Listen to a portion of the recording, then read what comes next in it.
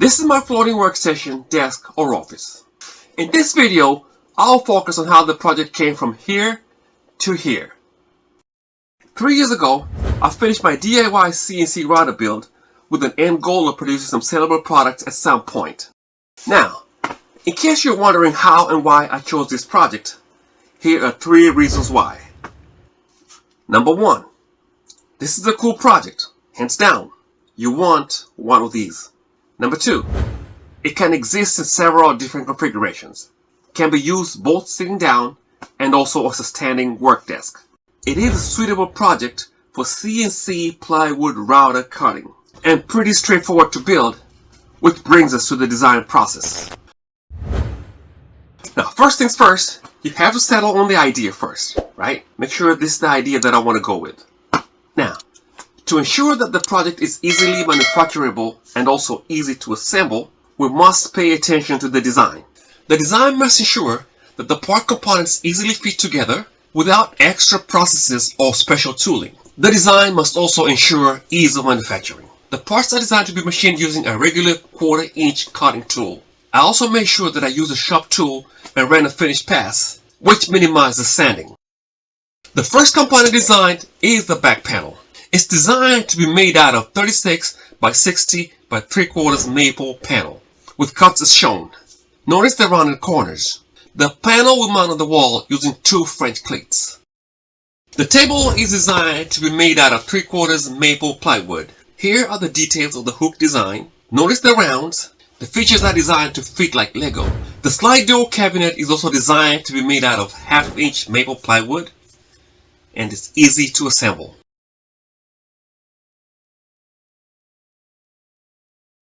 I've finished the rest of the storage components using the same design philosophy.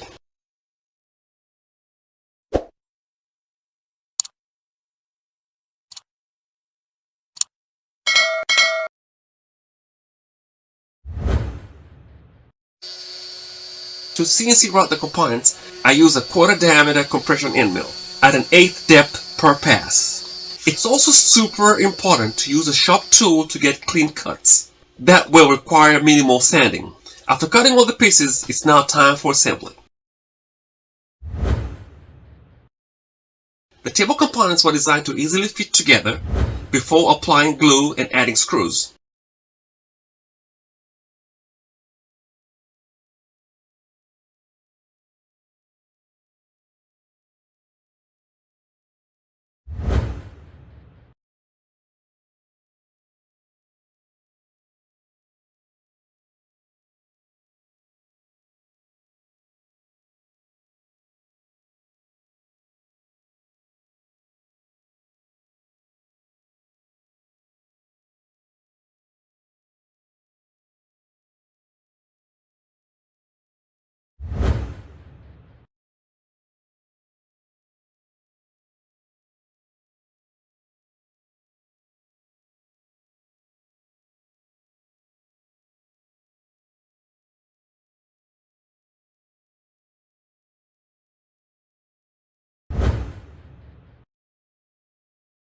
After sanding down the parts, I applied 3 coats of clear polyurethane.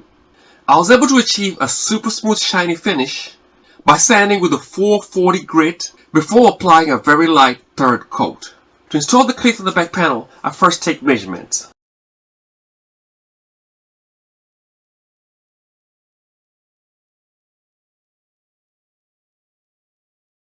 Now I take measurements on the wall to prepare for the cleats. I want my desk surface to be 30 inches off the floor. The cleat will therefore be installed at 30.75 inches off the floor. I then use the stud finder to mark the 3 stud locations, 16 inches apart. I then install the wall cleats. And now, the moment of truth.